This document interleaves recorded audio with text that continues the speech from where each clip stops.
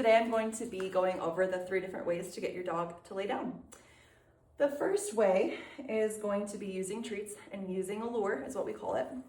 So I'm going to go ahead and I'm going to lure her into position over here. I want to get her, if it's a new behavior that I'm just teaching, I'll go for the sit first. And then the first way is to go straight down, directly down with the leash or the treat to get her into the down. And then it's kind of cold, so it's gonna take her a second. But there you go, that's the first way. The second way to lure her into the down is going to be, sit, is going to be going straight down and then out a little bit. Good job. Kind of like an L shape away from the dog. Perfect, good girl. Awesome. The third way is going to be going in towards their paws at a slight angle, down, in towards their paws. Yes, good down, good job. Perfect. So those are the 3 different ways that you can teach them to go into the down. Sometimes you will need to do a little bit of showing them at the same time. So a good example of that is as I'm luring her down, I will apply slight pressure on the leash, just going directly into that down. Yes, good job. Once they understand how to go into the down and they know what it is, then I will work on going from stand directly to that down. Yes, good job. And I'll use slight leash pressure to do that sometimes. Every dog is different, so it just kind of depends, but sometimes the leash pressure can really help out. Another way to get the dog into the down is getting them into that sit, and then as you're putting them into the down, you can kind of swoop out one of their feet, and then it'll kind of help them get into that down.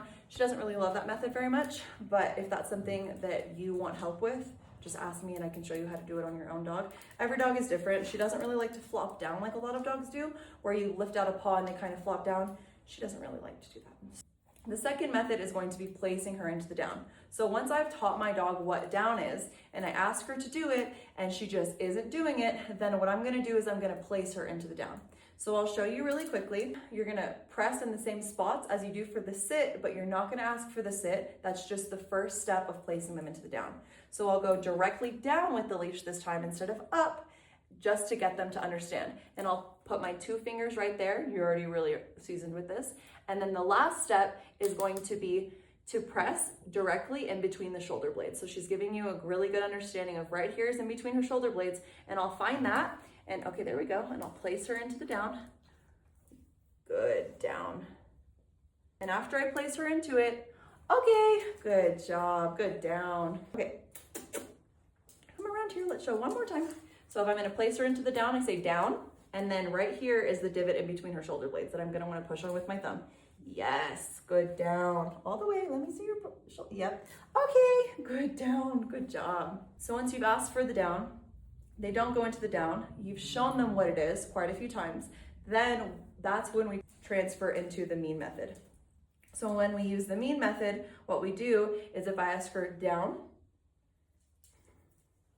and she doesn't, then I'm gonna snap parallel with the ground. Down. Yes, good, down. Awesome, so that she learns that if she doesn't lay down, she won't get the reward until after she does the behavior, and I'm not gonna use the treat to bribe her to do it.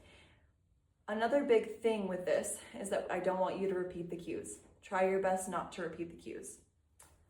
All right, guys, I think that that's all. I showed you luring into a down, placing them in a down, and then also correcting them into a down.